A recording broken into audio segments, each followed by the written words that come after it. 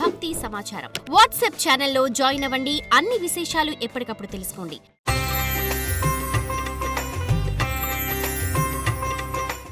Big TV ప్రేక్షకులకు నమస్కారం. ఈరోజు విశేషం కార్యక్రమానికి సాదర స్వాగతం. ఈరోజు విశేషం ఉత్పన్న ఏకాదశి. ఈ ఏకాదశికి చాలా విశేషం ఉంది. కార్తీక మాసంలో శ్రీ మహావిష్ణువు తాను మెలకువ అయిన తరువాత అటువైపుగా తిరిగిన రోజును ఉత్పన్న ఏకాదశి అని అంటూ ఉంటారన్నమాట. అయితే శ్రీహరి మేల్కొన్న ఈ సందర్భంలో ఎవరైతే శ్రీహరి ప్రీతికరంగా కూడా స్నానము, దానము, జపము, తపము చేస్తారో వారికి వైకుంఠ ప్రాప్తి కలుగుతుంది అన్నది కూడా పురాణాల ద్వారా మనకు అవగతమవుతుంది. అయితే ఏకాదశి వ్రతం అనేది ఎలా చేస్తారో అందరికీ తెలిసినప్పటికీ కూడా మరొకసారి గుర్తు చేసే ప్రయత్నం చేద్దాం. దశమి రోజున రాత్రి ఒంటిపూట భోజనం చేయటం, ఏకాదశి మొత్తం కూడా ఉపవాసం ఉండటం, అల్పాహారం పాలు పళ్ళు మాత్రం తీసుకోవటం, అలాగే భగవత్ చింతన చేయటం, విష్ణు పురాణం చదవటం, విష్ణు సహస్రనామాన్ని మననం చేయటం, శ్రవణం చేయటం, అలాగే ద్వాదశి ఘడియల్లో పారణ చేయటం, అన్నదానం చేయటం, ఆ తర్వాత ఆహారాన్ని స్వీకరించటం. ఈ విధంగా ఏకాదశి వ్రతం ముగుస్తుంది. ఎవరైతే ప్రతి నెల 15 రోజులకు ఒకసారి వచ్చే ఏకాదశి వ్రతాన్ని ఎవరైతే ఆచరిస్తారో వారికి శారీరక ఆరోగ్యంతో పాటు మానసిక దృఢత్వంతో పాటుగా ముక్తి లభిస్తుంది అన్నది కూడా ప్రతీతి. ఎంతోమంది రాజులు, ఎంతోమంది ఋషులు ఇలాంటి ఏకాదశి వ్రతాల్ని ఆచరించి వైకుంఠ ప్రాప్తిని పొందిన కథనాలు మనకు ఎన్నో ఉన్నాయి. అయితే వాటన్నిటినీ కూడా ఒకసారి స్మరణ చేసుకొని ఈ ఉత్పన్న ఏకాదశి రోజున శ్రీహరి ప్రీతికరంగా వైష్ణవ ఆలయాలలో స్వామివారి దర్శనం చేయటము, అలాగే ముఖ్యంగా స్వామివారి చెంతనే ఉండటం, ఉపవాసం అంటే శ్రీ మహావిష్ణువుకు సమీపముగా మన మనస్సును స్వామివారి చెంతనే లగ్నం చేసి నామస్మరణ చేయటము, దీపారాధన చేయటము, దేవాలయ సందర్శన చేయటం వంటి పుణ్యకార్యాలు తప్పనిసరిగా చేయాలి. అందులో మిగిలిన మాసాల కంటే కూడా ఇది కార్తీక మాసం. చిన్నిపాటి పుణ్యకార్యం చేసినా కూడా అఖండమైన ఫలితం కలుగుతుంది. ఇక ఈ రోజున కార్తీక పురాణం విషయానికి వచ్చేసరికి 26వ అధ్యాయం ఏంటంటే దూర్వాసుడు శ్రీహరిని శరణు వేడుట, శ్రీహరి హితబోధ చేయుట. మరి ఇంతకీ దూర్వాసుడు శ్రీహరిని శరణు వేడిన తర్వాత ఏం జరిగింది, శ్రీహరి ఏం హితబోధ చేశాడో ఈ అధ్యాయంలో తెలుసుకుందాం.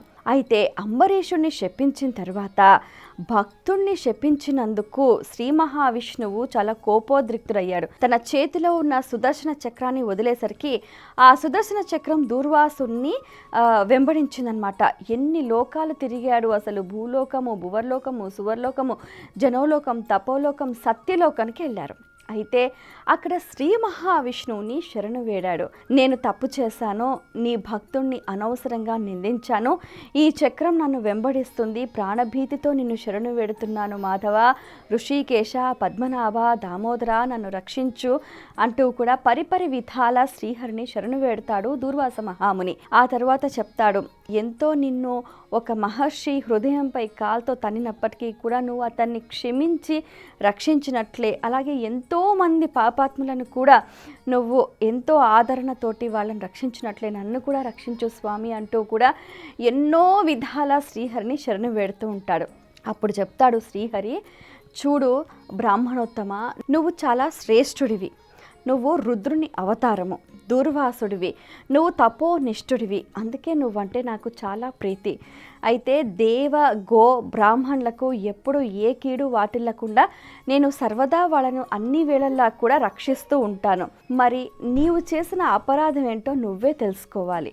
పాపం అంబరీషుడు ఎంతో చక్కగా ధర్మనిష్టతోటి రాజ్య పరిపాలన చేశాడు, ఏకాదశి వ్రతాన్ని చేస్తున్నాడు.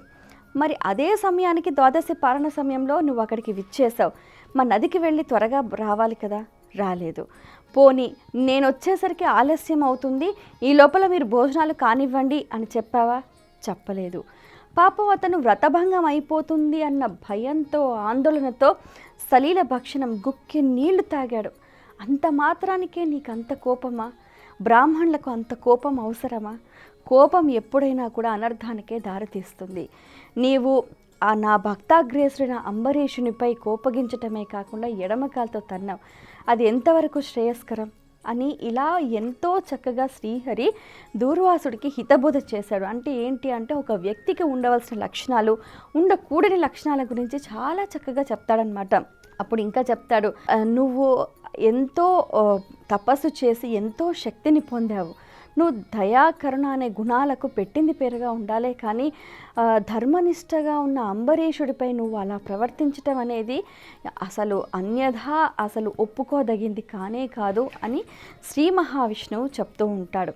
అయితే నువ్వు అతన్ని శాపమిచ్చినా కూడా నిన్ను ఆయన బాగా అణకువతోటి నిన్ను శాంతింప చెయ్యాలని నిన్ను శరణు వేడాడే, కానీ నువ్వు నన్ను ఎందుకు ఇలా శపిస్తున్నావని ఒక్క మాట వ్యతిరేకంగా మాట్లాడలేదే. మరి అంత మంచి మనిషిని నువ్వు అలా ప్రవర్తించడం అనేది ఎంతవరకు కూడా సమంజసం కాదు. నువ్వు శపిస్తున్న సందర్భంలో కూడా అంబరీషుడు నన్ను శరణు వేడాడు. ఆ సమయంలో నీవిచ్చిన శాపాన్ని స్వీకరించింది నేను, అంబరీషుడు కాదు. అప్పుడు అంబరీషుడు తన శరీరంలో తన స్వస్థితిలో అసలు లేనే లేడనమాట. నీవిచ్చిన ఆ 10 జన్మలలో మొదటిది ఏంటంటే మత్స్యావతారం. సోముకుడనే రాక్షసుడిని చంపి వేదాలను రక్షించి నేను మత్స్యావతారం దాలుస్తాను. తరువాత క్షీరసాగర మదన సమయంలో దేవదానవులు మందర పర్వతాన్ని చిలుగుతున్నప్పుడు కూర్మ అవతారం ఎత్తి దాన్ని నా భుజంపై మోస్తాను అని చెప్పాడు. తదుపరి హిరణ్యాక్షుణ్ణి సంహరించడానికి వరాహ రూపం ఎత్తుతాను, భూమిని రక్షిస్తాను. ఆ తరువాత హిరణ్యకశ్యపుణ్ణి సంహరించి ప్రహ్లాదుని రక్షించటానికి నేను ఎంతో చక్కగా నరసింహ అవతారం ఎత్తుతాను. అలాగే వామన అవతారంలో బలి చక్రవర్తి గర్వం అణచడానికి వామన అవతారాన్ని ఎత్తుతాను. అలాగే రావణాసురుని సంహరించడానికి రఘుకుల వంశంలో శ్రీరాముడిగా జన్మిస్తాను. తదుపరి యదుకుల వంశంలో శ్రీకృష్ణుడిగా అవతరిస్తాను. ఆ తరువాత కల్కి అవతారం ఎత్తి బ్రాహ్మణ ద్వేషులందరినీ కూడా సంహరిస్తాను. ఈ విధంగా 10 అవతారాలు, దశావతారాలను నేను నా భక్తుడి తరఫున స్వీకరించి ధర్మోద్ధరణకై అంటే దుష్ట శిక్షణ శిష్ట రక్షణకై కూడా నేను అవతరిస్తాను. ఈ 10 జన్మలను ఎవరైనా కూడా స్మరించినా మననం చేసినా వారి పాపాలు కూడా తొలగిపోతాయి అని చెప్పి శ్రీహరి చెప్తూ ఉంటాడు.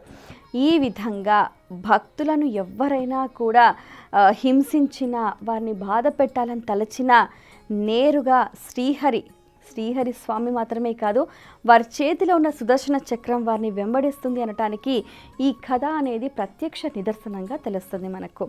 సో ఇది 26వ అధ్యాయము. ఈరోజు ఆచరించాల్సిన విధి విధానాల గురించి తెలుసుకుందాం. కార్తీక మాసం 26వ రోజు నిషిద్ధములు, సమస్త పదార్థాలు, దానములు, నిలువ ఉండే సరుకులు, పూజించాల్సిన దైవం కుబేరుడు, జపించాల్సిన మంత్రం ఓం కుబేరాయ శ్రవణాయ మహారాజాయ స్వాహ.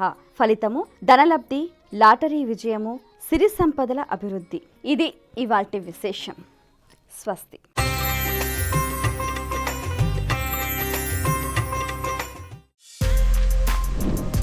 For more videos like this, subscribe Big TV channel.